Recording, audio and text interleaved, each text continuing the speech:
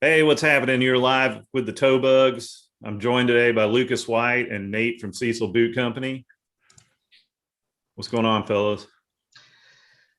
How's it going, Nick? Doing pretty Doing good. good, buddy. How about you? Can't complain. I was Doing getting the okay. I show want to ready. give a real quick shout out. My dad had some heart surgery today, and he's doing pretty good. But just wanted to put some good thoughts out there. Well, that's good, man. Sure. Yeah, so I was getting the show ready, and it seems like it happens every week. I guess the UPS or FedEx guy comes at the same time and rings the doorbell, and I'm in here. And then my wife, she's in our bedroom watching TV, and texts me, and hey, are you expecting anything? And I'm like, maybe. We don't go to the store anymore. We order everything. So there's Yeah, I'm expecting shit coming every boots. day. Me And you never too. know with postal service, right? Like USPS. I mean, it could be 2 weeks. It could be 2 days. You have no idea. Yeah. The boots I'm expecting are coming FedEx. So that That's may good. be them. And they were coming from Florida. So I mean, That's FedEx good. and UPS are pretty reliable. yeah. I'm going to give a shout out to USPS as long as it's priority. Yeah. If you get that first class crap or, first class ground or, that shit can take fucking forever. But Yeah. I tell you what, everything I've ordered or everything Jeremiah or his parents have sent me priority. I Yeah. mean, it's 3 days and it's here. And a pro tip, if you go to USPS online, their website, and purchase shipping, it's way cheaper than if you go to the post office. And you can't ship priority, but you can ship through PayPal shipping really cheap. Like Yeah. for like a pair of boots for like $8. It's the same as a business account. It's like eBay. They give Yeah. you business shipping plus. Yeah. I do eBay and Shippo is pretty cheap too. Yeah. There's stamps.com seems cheap, but you have to load in all of your, like you have to purchase $20 worth of credits, and then you're only going to spend 12, but then you don't have enough to ship another one. You got to add another $20. It's like the credits. Dave and Buster's of shipping, right? Yeah. You got to load your card up. Exactly. You can ship what you need to ship. Yeah. Hey, what's up, guys? MG Toe PL. I'm not sure exactly how to say that, but he's in chat, or she, I'm not sure. And Mark Dotson is in chat. What's going on, everybody? What's going on, Mark? So we didn't really have a topic this week. I was like, let's just wing it. But something Lucas and I were talking about last night, I thought might be kind of interesting, is preferences on the color of your sole compared to the color of the boot. For instance, nice little segue here. I was wearing these Ruho Roscoes today, which is a black Cayman. And I love this boot, except on a black boot, I prefer a black sole. And these have brown. And that's pretty common with off-the-shelf boots these days. So, I mean, whenever I redo a boot, if I'm going to do something, if it's anything lighter than a chocolate, I'm going with a brown sole stain, right? Yeah. You got to stain the whole sole. I mean, if you look at something that's kind of like a lighter color like this, you got to have that kind of lighter brown. Yeah. I've got some, these aren't quite a chocolate brown Cayman, but it actually has a natural color sole, and I don't hate that even. But it almost makes the skin pop a little bit. Yeah. And honestly, I think Lucas is the same on a brown boot. I don't mind a black sole. I just prefer not to have a brown sole on a black boot. Is that right, Lucas? Yeah, I can, not that I even really like it, but I can tolerate a black sole on a brown boot. But yeah, I like those Roscoes you got. I mean, I understand that's kind of the fad nowadays, maybe we're just old school thinking on it, but I don't mind, people are just sometimes swearing off black and brown period as matching, which I think that's totally changed as I told you, I've got a couple pairs coming that are going to be brown vamps with black shafts. Yeah. Yeah. The only time I kind of really don't like it is like if you have a saddle vamp boot and like, you know, it's brown and then the saddle part is black or vice versa. I'm not a big fan of that. Yeah. And like you and me were talking about, really, to me, unless it's a brown boot or like Nate was saying, a little lighter color, Yeah. really give me a black sole on pretty much everything else. Yeah. When you start talking about those wild colors, or even like black cherry or blue or green or anything like that, I want a black sole on it. Yeah, absolutely. I was just thinking the same thing, like a gray Yeah. or something that gives it a little bit more of a bone Yeah. color. You're going to want a black sole because it's going to make it stand out that much more.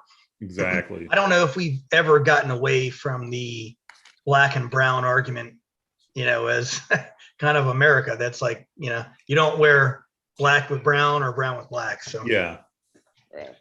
Mark Dotson says he says with jeans, he likes the brown dressing on the sole with a black boot. He thinks that looks good. And, you know, a lot of companies are doing that these days. Yeah. Like I said, this is all personal preference, you know. A couple guys shooting the shit. But what brought it up last night was when I showed you the NRS exclusive Hondo that's a black rough out. Yeah. And it had a natural sole on it, which I just don't care for. Otherwise, I'd have probably bought the boot already. Yeah. Now I know I can get it, you know, dyed or stained or whatever. But that's you like, you know, you like the natural. Yeah. I'm going to contradict what I was just saying, but on that boot, I kind of liked the natural sole with the black rough out. I don't think I would if it was a chocolate brown sole, you know. And then but if you're buying it new, you really got to have it kind of in that right. You don't want to buy a new boot and have to have something dyed. Exactly. Exactly. And the other thing about it is like if it's got white stitching, whether it's single row or double row, either way, you know, if it's, let's say it was a natural sole, like you were talking about, Lucas, if you just went around the edges with black, you know, then the white stitching still going to be there. But if you did the whole thing, you're going to dye the stitching black as well. So that's something to keep in mind. Yeah. I mean, the majority of the ones that I do, I ask, hey, do you want the stitching re-dyed? Because what I will do is take painter's tape and put it over top of the stitching and then redo the entire outsole. Because you dye, I mean, if you see black stitching on an outsole, you're almost completely positive it's been re-dyed. A lot of outsole stitching is white. There may be a couple of folks that do brown, but if the entire thing's been dyed black, it's kind of a telltale sign that, you know, you've kind of got an aftermarket situation on your hands. Yeah.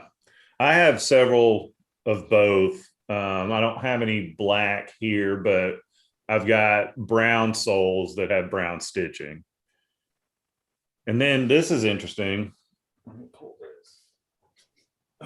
this Chisos #2 kind of has almost a natural color sole. It's real light. I don't think it's quite natural, but it's really light. And then the welt is dyed like a chocolate brown with the stitching. Yeah. That's almost a reverse of what a lot of boots have. Yeah. And MG Toe said he really likes the red stripe on the sole, on the heel that they do, and I like that as well. Sure. Yeah. And Dotson brings up that Alvy's does something similar, but it's blue. Blue, correct. Yeah. So does anybody know what that's for? I'm not familiar very much with that stripe. I'd really love, maybe it's something for a, you know, further episode, but yeah, it could be looks, you know, it's a rubber. It is. I mean, in addition to the heel pad. Yeah. We've talked to, well, they've talked to Will too. And I mean, it's a rubber or synthetic. But he put it there to stand out. Yeah. Well, when you hit the red, it's time for a new heel cap, right? So you can look down at the boot when the jeans are covering it. You can see nothing but sole, but see the red stripe and know it's Chisos. There you go. And you're right. That may be kind of functional as well, since it's a plastic or composite or something. If you wore through the heel pad, it might not damage that red portion as much as it would the raw leather. Yeah. And that way obviously when you get down that far, you need a new heel pad. You're not replacing the stacked leather. You're just replacing the synthetic pads. You go, oh, I've started to turn the corner in a sole, because a lot of people don't realize that they've torn that heel cap off until it starts wearing into the leather. And then you've got to restack that leather heel. You've got to kind of plane it. You've got to sand it down. But if you're still on the synthetic pad, you might be able to replace it pretty easily. Yeah, I agree. To me, if you're not noticing that, then you don't care anyway. Yeah, I agree. I've seen so many get down to that stack, and I'm thinking, have you not just looked at your boots once? Especially if your sole still has some life left in it. I mean, just replacing the heel pads is pretty cheap. Yeah. But it's not part of kind of our normal doctrine of footwear, right? I mean, we throw stuff away, we buy a new pair of sneakers, so this is, I think, what's coming back into American, kind of day-to-day life is the cowboy boot. I mean, I'll tell you, just on Reddit, we've had an influx of like 500 people since we've started doing this and, kind of broadcasting out. I think the Western boot is coming back. I think people are really starting to realize that, stuff doesn't have to be just a throwaway kind of thing, and that'll help with, Tecovas and everything that's going on with all that advertising. It's a good thing. Yeah. I'd agree with you. And I think a lot of it is obviously COVID induced. A lot of people didn't really have much else to do other than start getting online and seeing what's out there,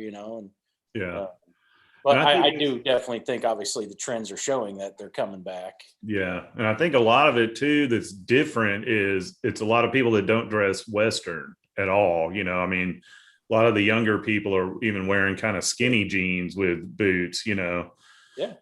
So obviously that's a lot more people purchasing them and probably realizing that you can wear them for a really long time if you just get them resold.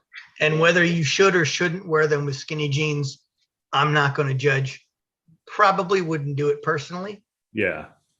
But I'm the same. I mean, it's not my style, but if that's your style, it's not my business and I don't really care either way, I mean, that's you. Right. So, wear whatever you want to wear. If you're going to throw it out there and ask for opinions, then I'm going to give it. But yeah. It's like, people. Lucas, are you going to be honest about how people look? I don't believe it. Well, it's like, on all the social media platforms, somebody will say, hey, I got these new boots. What do you think? And half the people are going, oh my God, that's the ugliest boot I've ever seen. How could you ever buy that? You're an idiot. And it's like, man, it's their freaking money. Why do you care? Well, they don't care. But when you ask, what do you think about it? Why sugarcoat it? I mean, yeah. Just don't put the question out there. Just say,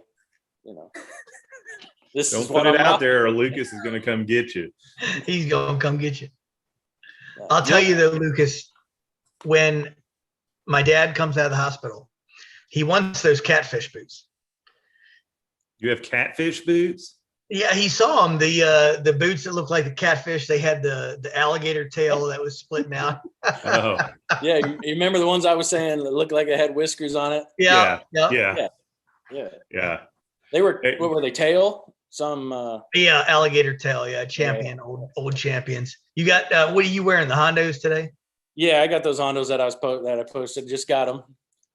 The rough outs. Lucas is on a big Hondo kick. Man, I just, now I will say, I have had just a little bit of discrepancy with the sizing from pair to pair. Okay. If anybody's going to ask me, what downsides are there to them? I mean, the construction, the build, the way they feel is great. But, so let's, and I'll throw it out there in case anybody's looking but the Jeremiah boot I got, the black with red, that's a 10.5.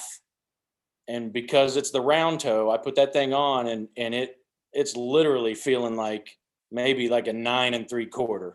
Really? You know, so but I've got 10.5s in all the square toes, and some of them I'm almost swimming in.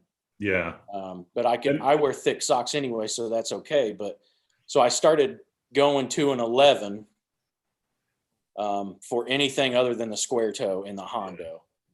And that's not the most uncommon thing in the world, where It's not, different toe shapes in the same brand fit a little different. And plus, you're dealing with Hondas are a completely handmade boot, so there's going to be the human factor variable in there. But the I don't know, the lighter brown color Spanish shoulders that I have are the exact same toe and heel, and I've got a 10.5 in that, and it fits like a 10.5. Yeah. But ever since those two pairs, I started going 11D in anything round toe. Yeah. But and the only other thing and it's just nitpicky, and you can totally get rid of it anyway by wearing an over the calf. But what you really liked about Hondo is their logo that they've got on the inside of the pull tab. Yeah. Me, I don't necessarily wear over the calf all the time. I've always got Darn Toughs on, but sometimes they're the crew socks, and that tag where they've got it sewn in, it can start to rub you. Yeah. My legs are about this big around, so I don't have that issue. Right. But yeah, so if you had to nitpick anything, but like I said, you wear it over the calf and you don't feel it at all. Yeah. Yeah. Nitpicking, I've run into that reviewing boots all the time. And it's like, man, I love this boot, but there's no perfect boot, No. So you have to come up with some downside, however small it may be. Yeah. And if you're consistently telling somebody, hey, I've got 6-7 pairs from these people now and everything's perfect, you're fucking lying to them. Yeah. Agreed. So that's why I wanted people to know if you got to find something, that's what I'm finding. Yeah. And I ran into that too when I bought those 3 pair off eBay that were messed up and I had to send back. That Retan leather one with the round toe was way too short, but the square toes fit good, and they were all size 11. Yeah. So, like in the over my foot, it didn't feel that bad, but the toes were just really cramped. So, hey, Robert Ross is in chat. What's up, buddy? And MG Toe asked, what about black boots with black dress pants? I absolutely think you can do that. 100%. I mean, that's probably a given. I would say black pants go from a dark gray to a black cherry. Yeah. There's a wide range that you can do with black that stands out. It's almost like, wearing like a pair of khaki pants and kind of a darker brown. It's 100%. Yeah. I mean, I'll wear black boots with khaki pants too. Honestly, that doesn't bother me. And it doesn't bother you, but it bothers the females in your life, just so you know. I used to date a girl and she would get mad because she swore up and down with blue pants you had to wear black shoes. You couldn't wear brown. And I'm like, oh, that's a foul. Blue is the medium. Blue and gray are a medium. Yeah. And with gray, you can go black cherry and you can go kind of other colors. But with blue, you can absolutely do some dark brown. Yeah, I agree. Yeah, I actually grew up with navy doesn't go with black. It goes with brown only. Right. That's the world I came from. Now, obviously I wear them both now, but And my argument was, well, I wear blue jeans all the freaking time with both colors. So why would blue pants be any different? And I just wonder, Lucas, how many blue suits are going on there at this point? I don't even own a suit. The only dress pant type pant you're gonna find me in is when I'm on the golf course and I have to wear golf pants. Yeah, I mean, that's I wear them in the office. Of course, I haven't been in the office in a year and a half, but it's business casual, so I'll wear like chino type pants and a golf shirt every day. So absolutely, if you got a black suit or black dress pants, you can wear black boots. Yeah, I'm wondering what was the other option? Like, Yeah. what was he comparing it to, or what? Yeah. Was he just saying boots in general can't go with the dress pants, or was it Right. was he Yeah. wearing something else with the black pants? Yeah, I'm not A sure. lot of people are afraid that cowboy boots don't act as dress boots or as dress shoes or dress attire. I mean, if you're wearing anything from even a mild square toe to a round toe to a snip toe, it's going to look like any kind of regular dress shoe to the average consumer, and they're not going to Yeah, bat no, an eye. unless you've got a wild exotic skin going on or something. Right. And then they're going to ask a question, which Yeah. might connect you. I've had this happen where they go, oh, what are those dots? What is an like they ask Yeah. a little bit. So it can even give you a little bit of a connection that puts you outside of your peers to go, okay, there's something different about this person. Yeah, kind of a conversation piece. Yep. And I'll say that I'll wear wide square toes with jeans and a sport coat. Like if we go out to dinner. Now, that's not the same as a suit, but if I have, I do that all the time with wide square toe exotics. I think it dresses it up a little bit. You know what I mean? Yeah, you're also in Texas too, which that Yeah. seems like the norm. Yep. You could wear a wide square toe with anything in Texas, and Yeah. nobody And questions it. jeans and a sport coat is pretty much formal attire here. But I'll tell you, in Maryland, I mean, if you have a wide square toe in kind of a business situation where I'm at, because I was in Texas for a hell of a long time, Yeah. it is a little bit of a disparity. So the way that I try to ease myself into it with people who know who I am, in the business setting, is I go for like a J toe, an R toe, and kind of dip them into the exotic so they know what's going on. And I don't just show up with a Pirarucu or, something Yeah. square toe. Yeah. Well, it's kind of like what Phil was saying the other night when we were on about when he goes to stores, outside of Texas, a lot of them frown upon the wide square toe and say that's a Texas boot, And I get it because here that's 90% of what you see. Yeah. CJ Cook is in chat and he said black pants look fire with black cherry boots. I agree. Yep. And MG Toe clarified, he said boots with dress pants in general. Some people say, why not jeans and boots? Why the dress pants?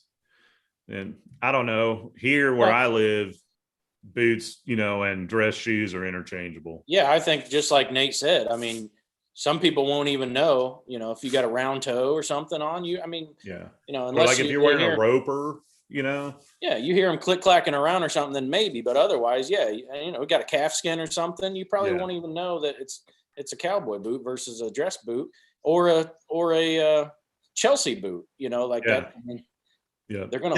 The only thing I would say, when he's saying jeans versus dress pants, some of us, if there's somebody in the boardroom, you don't really have an opportunity to wear jeans based on the dress code. Personally, I'm a big fan of the Texas dress code. So even when I'm in dress pants, I do not do a tie. I'm open neck, and I've got a suit coat and I've got kind of a matching situation, but absolutely have to wear the slacks. So there's got to be some kind of matching scenario. And then after the boardroom, when everybody goes to the bathroom, you're checking out everybody else's shoes, right? So there's a little bit of a conversation in there. Hey, why the hell you got scales all over your shoes? Yeah. I mean, so it's a little bit. It kind of makes sense up here. Yep, I agree. Here, I don't get so much. Why are you wearing boots? But people will ask me what skin is that, and if I wear like a loud color boot, everybody's, whoa, those are weird. I'm like, oh, they're not weird. They're badass. Yeah. Yeah, you kind of got to bring them into the fold a little bit, right? So, I mean, I feel like if it's a kind of a wild color, you got to go, oh, hey, like here's the situation with exotic Yeah. skins, and I mean, a lot of the elephant and all the other craziness that's around nowadays is it's all about conservationism. So it's not quite so much shock to Yeah. the average person because a lot of it's protecting the wildlife. Yeah.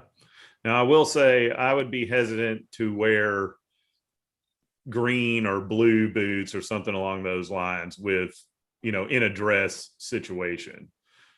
Those are going to be more with jeans for me, Now, like I said, I wouldn't mind wearing a jeans and a sport coat, but if I was in a suit, I don't think I'd put on forest green boots. Black cherry is probably as far as I would go personally. Yeah, I'm with you there. I have a pair of forest green Dan Post ostrich. Yeah. So I wear them occasionally, but not very much. Yeah. I'll have to show you a pair of boots after this. I'll send it to you on chat. Because I've got some boots coming in for review that are pretty wild. Oh.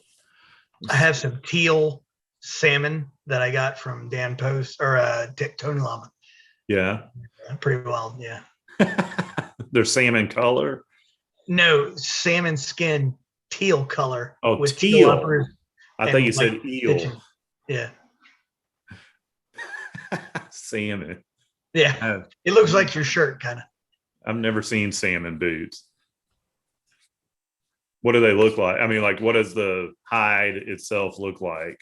It's kind of a little, you almost want to think that it's splitting a little bit because the scales are a little fluttery. They're not all laid down like you get with a Pirarucu. It's all kind of a laid down kind of surface. Yeah. But with the older salmon, perch, the other kind of fish skins they experimented with, it was all over the place. I mean, these are teal. Let me tell you what, I'll go down, I'll run down and grab them. You guys give me about 5 minutes. Okay. We can do that. I think next time we don't really have a topic, Lucas. We need to make Nate go down and show us the basement with the 5,000 pairs of boots or however many he's got in there. We don't have 10 hours. Well, we could split it up into multiple episodes. He'd get through about 4 pairs in an hour. Maybe 5. 5 if we push him a little bit. What's chat saying there? We got any more questions in there? Jim Collins says he's looking for a pair of badass red ostrich blackjacks. I'm sure he is, but they don't make them that fucking big. 15 or something is what he's rocking. Yeah, they don't make them for Sasquatch feet. What size do you wear, Jim? It's like Love a you, 14 Jim. or 15, right? You know what's weird to me is the used boot market. How there's so many 9 and 9.5s out there, but I feel like 10.5 and 11 is a pretty common size, and I never find hardly anything used in that size. Well, here's what I'm thinking. Okay, so given the history of just people in general, right, of getting larger. Yeah. So if you think about 20, 30 years ago, our size 10.5 and 11 is probably what that 9.5 and 10. That was probably the sweet spot back then. So gotcha. We're seeing all these used boots from that time period, and that seems to be the common, thread. Yeah. I mean, I guess I could just be talking out my ass here. Or No, maybe I mean, that makes sense. I never thought about it that way. Because, you think about, us trying to try on an old San Antonio Lucchese, I got to go up. Yeah. I can't wear a 10.5 because they're just way too small. Yeah. What do you think about that, Nate? I think a lot of you guys are both 100% right. A lot of the vintage sizes are just a little bit smaller. And then when you get into a higher size, it becomes a premium because today, a lot of people based on, socioeconomic factors of the 1960s, you didn't have as much food. You didn't have as much access to, infrastructure. So you don't have people that are as large as they are today. So a 12D in 1960 is like unprecedented today in the same size. So Yeah. a lot of times vintage boots, when you're looking for something your size, you're going to pay a premium from a 8.5D to a 11.5, right? Yeah. So it's going to be a different situation, as well as the structure, right? The structure of a boot back in a vintage time frame, people might not like what they see. They get Algonquin styles, which is, kind of a pointed, roped off exotic skin that's covered in cow hide on the outsides. It's a little bit different the way they used to structure boots. So Yeah. it might not be as attractive until you understand the history behind the boot. So here is a pair of Tony Lama teal. Okay. That almost looks like sea bass to me. Yeah. Very, very, very close to sea bass, except it's kind of layered in a couple of different layers. And then Yeah. it's got a teal upper with kind of some wing flame to it. That's cool, man. I would rock those. I would too. Sure. What color is the sole? Is it black? What size are they? That's the more important question. So they are black, and they are I believe, 9.5D. There we go. See, just what we talked about. I was hoping for a 15D. That's what Jim Collins says he wears. Yeah, I mean, in something like an anteater or a turtle or like whale or something like that, to find something beyond a 12 is an absolute miracle. And so people need to be prepared to pay the premium. A lot of people don't want to pay the premium when it's a larger size and a rare skin, but those rare skins are older and there's just not as many. Yeah. Plus, if Nate comes across a 14 or 15, you're going to have to fight Steve Lawton for him. Yeah. Steve got a nice pair of anteater Nakonas, which are my favorite. Yeah. Nate, CJ Cook says you need some white pants for those teal salmon. Could you imagine? Like Miami Vice style, dude. Yeah. Hell yeah. Yeah. Right. Absolutely. Minus the Ferrari. Just make that teal too. Yeah.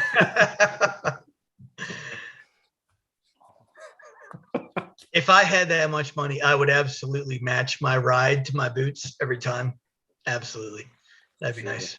Yeah. So the ones I showed earlier, I mean, these are older Nakonas. These are Nakona whale skin with kind of an opened top up here. And they're, again, I had them resold. You get something that's kind of like in a bone skin. Yeah. You want a light brown. Yeah. Right? That looks maybe good. A little bit of a natural, and they're double pegged. But that looks good. Yeah, you don't want to go dark with something like that. Man, that'd be a big flex if you were able to match your boots to your car. Yeah.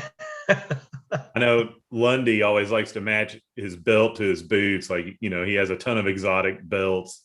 I was like, man, I'm matching my car. You ain't got shit. Oh,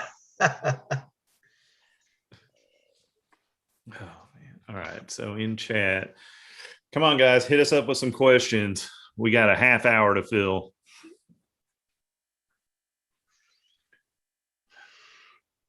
Jim Collins says he loves vintage Nakonas. Yeah, that's my favorite. Yeah. Gotta be my all-time drop dead favorite. I think old school Nakonas, they fit good. They almost fit more like nowadays, kind of boots do. And so that's kind of why I was attracted in the first place. And I think it might have something to do with the person who designed Nakonas, which was it was H.J. Justin's younger sister. She owned Nakonas and okay, styled everything. I have her book here. Just absolutely fabulous bootmaker. Made a lot of strides in the way that we look at toes, the way that we look at heels. And if you look at a lot of the older ads, you'll see the way that they changed between Justin, Nakona, and Tony. It was kind of this big three fight of how do we revolutionize the boot industry? And then everybody else picked up on it, slowed down in the 90s. And I think today, honestly, you got guys like Hondo, Tekavas. I think it's a resurgence of what we saw 40 years ago. So when you're saying those three were competing, were they doing a lot different styles between the three, or were they making similar boots between the three? They all started out in the 50s, like with this kind of pointed toe, high heel style. And then it transitioned from the cowboy boot into kind of more of a footwear situation where they started designing extra toes, extra heels, where you started to see different kinds of exotic skin. I think in the 50s, you saw some alligator that was just unreal, because before we started hunting them in mass, you had these scales that were these, 1,500-pound alligators, right? Like these gigantic things. And you'd make boots out of them. They would be pretty incredible. But, Tony, Justin, and Nakona were really Acme was kind of a mainstream and ready to produce more models, but at a lower cost with less elegant materials. So, there's a difference in the beginning of all of them. And Acme eventually turned into Dan Post, which was a pretty quality boot maker, which made a foray into things like bullfrog, Texas turkey, and all kinds of different skins that you're not used to, but are still available on the vintage market. So, so we have a question, and I'm not sure any of the three of us can answer this. Are younger men on the West Coast and East Coast into boots? CJ Cook, what about East Coast? I know he lives in NYC, so he may be able to shed some light there. I would bet there's some people in California that wear cowboy boots. I get a lot of orders from California. Do you? Yeah, I got a lot of buddies up there. I think it's absolutely live and well, just because, right, you can match it with any kind of footwear, or with any kind of pants, jeans or chinos or any kind of thing like that. I haven't had any kind of, honestly, California has been probably the uptick of it, which I think means that the rest of the world follows suit, right? Because that's where a lot of the style and everything comes from. Here's the thing. Texas and Mexico and those lower states are always going to forge the styles, right? Guys down there working on the ranch, right, are going to be the ones that decide, kind of what the next thing is. But for me, I haven't seen any kind of like lack in sales in California or anywhere else. Gotcha. I think another thing that probably, like you said, the more southern states, rodeo is so big down here. And, I know that a lot of the big rodeo riders are sponsored by boot companies. So they get, the boot companies probably are pushing certain styles on them, and that's what they wear. And then that translates into what's popular a lot of times with the general public here as well. Where you get Larry Mahan from, right? Yeah. I mean, the most famous rodeo rider in American history, decided to make a boot chain, and it's kind of followed like, one to the next. Yeah, it's absolutely a reciprocal thing. Yeah. But what you're seeing now, I think, is a little bit beyond that, where you see, the Tekavas marketing that has been so absolutely magnanimous to everyone in the United States has led to a little bit of a resurgence in the Western style boot. And I think that's going to do a good thing for those of us that are interested to say, let's educate the rest of the people out here about where we've been, where we've come from, who we are, what it stands for. Don't just wear a boot out there because you think it's cool, but understand what you're doing and what it means and what you can do to get it repaired, and we'll help you. Yeah. Everybody talks about Tacova's social media marketing, which has been out of this world, but I mean, they're doing fucking TV commercials too. And I don't see any other boot company doing TV commercials. I mean, they are just going balls out on the advertising, and it is definitely driving a ton of sales their way. So let's see. Richard Weed wants to know, what do you guys say about the year range of white labeled Nakonas? I think that's your speed, Nate. Well, it depends on the text of the tag, because there are 2 year ranges for Nakona tags that have different fonts. The first one is like a 50s to early 60s. The other one is 60s to 70s. And it depends. I mean, once you see it, it's pretty obvious. I wish I could show like a picture of the difference, but there is a very obvious change from Nakona white tag that was 1950s to 1960s to 1960s to 1970s. Gotcha. And I have quite a few of the 60s, 70s, fewer of the 50s to 60s, but there is it's a font change that you need to look for that is it's kind of a niche thing, but that's what I would look for, is the font change. And if you can send me a picture at cecilbootco@yahoo.com, I'll be able to tell you. Is white label their top tier? White label is just a vintage label for Nakona. Okay. It was like when everybody was first producing boots, the way to tag them was a label on the inside so that everybody knew this was where it came from. It was not printed. It was not punched in.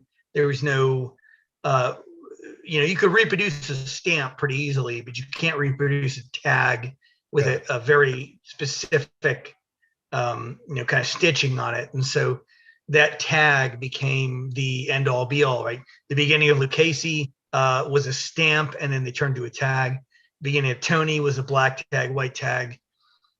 So that tag became kind of the trademark of where you would put something into a age group. But Weed, my man, send me an email.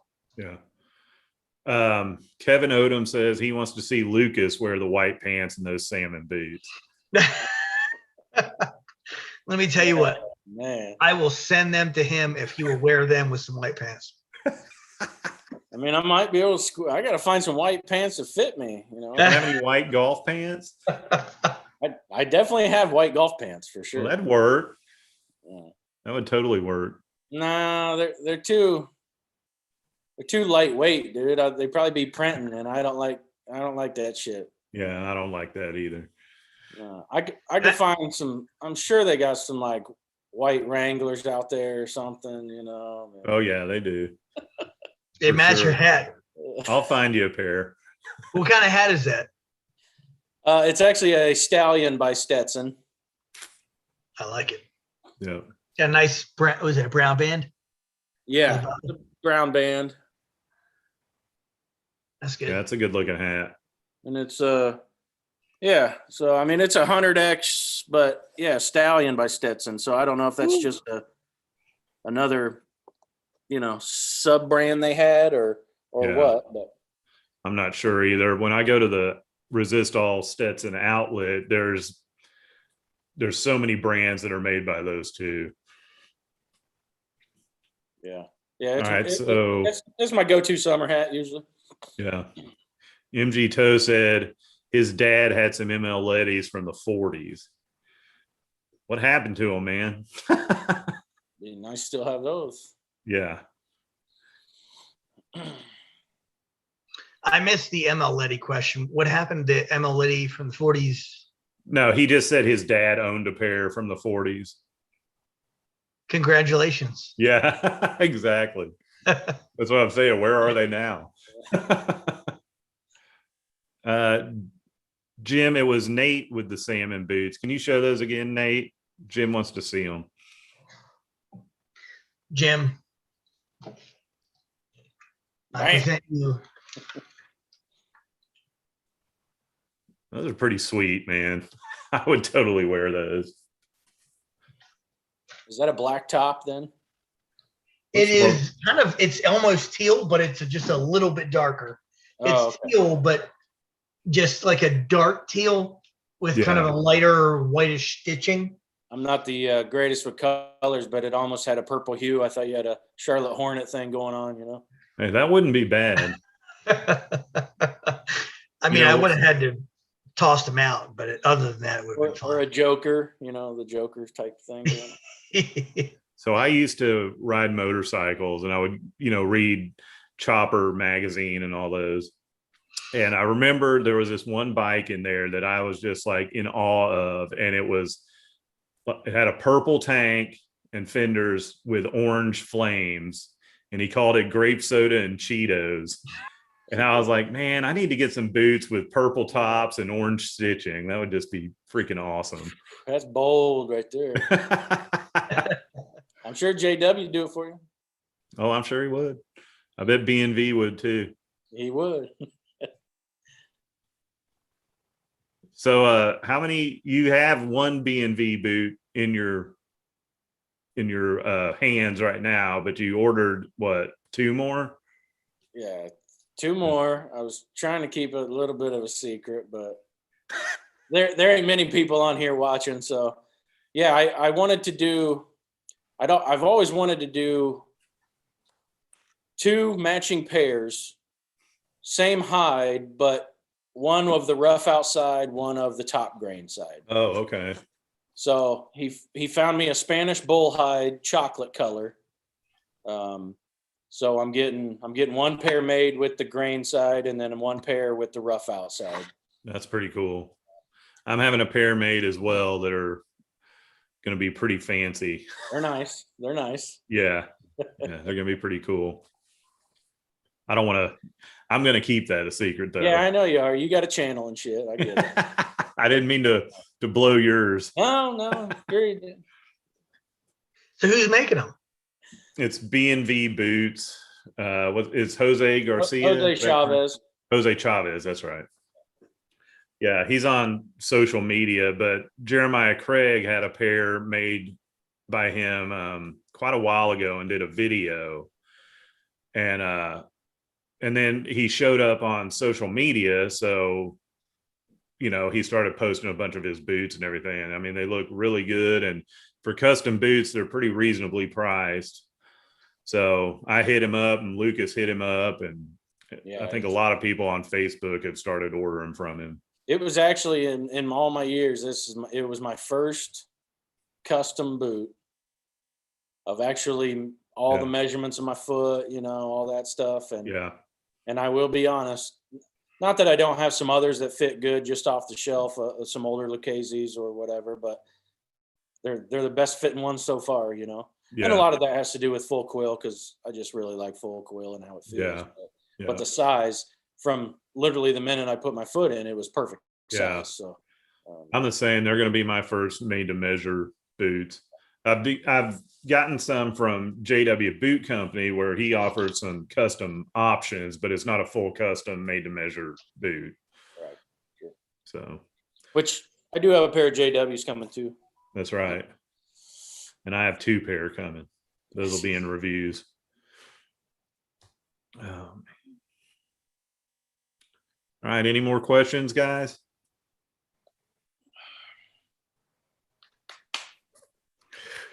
If not, I think we'll wrap it up. Nothing else? I'm not seeing any more questions. We'll give it a minute. I have a review coming out. I'm going to try to get it up. I've been trying to get it up for 2 weeks now, but it'll come That's out. what she said. She was wondering what's been going on. Yeah, I've just had a lot going on. But so it's going to be by the end of the week. And then I'm going to do another one over the weekend. So 2 reviews coming up back to back. What companies? Heritage Boot Company, and Blackjack. Heritage are pretty nice. Hey, Yeah. can I do one thing really fast if we're gonna Yeah. turn it off here in a second? I just got a brand new, nobody can see it. Let me pull up my light here for a sec. I just got a brand new wallet Whoa. here. This is Hippo Oh, skin. I nice. showed you guys on the chat, but Yeah. this is a full Hippo skin. It's got wild boar on the inside. It's from Yoder Leather Company, Yoder, and I buy a ton of wallets. I've had, alligator skin. I've had a couple of other ones. This has been big enough to fit my IDs, my credit cards, all the other crap. Yeah. So it's been nice. I mean, if you're after a nice, quality wallet that doesn't cost a whole lot, I'd suggest it. Sweet. Yeah. All right. We do have 2 questions. Collins wants to know, he saw a pair of Lucchese Classics that were Cayman, but they were suede Cayman. And he wants to know, what is the process to actually do that? And I don't know. It's the same as any other leather, Yeah. right? It's a high nap that they put on it in order to make it more flexible. But yeah, it is a little bit odd doing it on a reptile leather as opposed to kind of those animal leathers, but it's the same process. Yeah. Yeah. They do And look cool though. They do it pretty often. I've seen Yeah. quite a few people with the suede Caymans from Lucchese. A couple guys have the olive, which I really like. It's a green. Yeah. Oh God, I love it. It's so great. But like God, if you have a hot dog and you drop some ketchup on that shit, it's ruined forever. What are you gonna do, right? Yeah. I mean, there's not really a re-dye process. You're gonna have to spray it with the. I've had some, the napped stuff that you just kind of clean it with. You gotta scrub it, and it's a whole different process. It never looks the same. Yeah. It's a rough leather. I don't wear many of them. Yeah. They do look awesome though. Oh yeah. Okay. So Richard Weed is asking, what types of boots are trending right now in the vintage community? Like what are you seeing that's hot right now, Nate? Everything. I mean, yeah, alligator is always a big one, but I would say kind of more recently, I've seen a whole lot of the antelope and I've sold a lot of gazelle, antelope, any of the African mammals that are not elephant, because you can't list elephant on eBay, but all of those, African mammals, those have been trending a lot. I'm not entirely sure why. Boots are hot, like they're hot to wear this time of year, so they don't really sell as much. But when I see things that are selling, I would say it would be the African mammals. Gotcha. Richard Weed, he said cool startup prices for Sanchez custom boots. I'm not exactly sure if that's a question or a statement. Seems like an advertisement. Yeah, it does. What's up, Richard?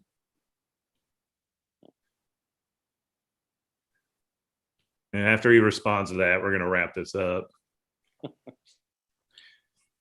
I will say I do dabble in the wallet leathers as well, but just not. It's more on the heritage side. I've got a real nice Ashland leathers out of Chicago, and I've used them for.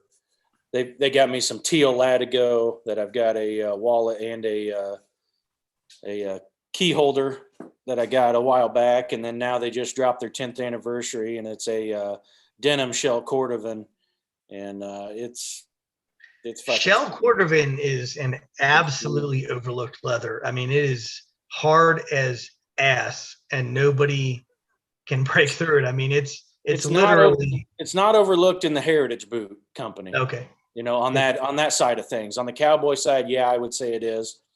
But as far as leather goods and products, and you know, when you get into, you know, Alden's and that type of, you know, that side of things, they do, you know, have some Shell Cordovan shoes and loafers and boots. So yeah, I would agree with you. It is on our end of it, you know, but if you dabble in the other side like I do too, it's pretty hot, you know, Hmm. and it's good. So I'll show that next time we're on or something. But Yeah, I like stunning. the wallet conversation too, because you know, I've had a couple. I've had some made in Vietnam. I've had some made here. I mean, there are some that absolutely outperform the others in terms of space. You know, like credit card. If you put more than one or two in there, they start to explode. So Yeah. that's a good topic later on. Yep. All right. Well, let's wrap it up there, guys. Thank you, everybody in chat. We appreciate the questions. You made this go a little smoother. Yeah. Thank you too, guys. Thank you, buddy. It's always fun. Nick, Lucas, thanks, guys. Yep. Nate. And we will see you guys next week, same time, same bat channel. You know. Take it easy.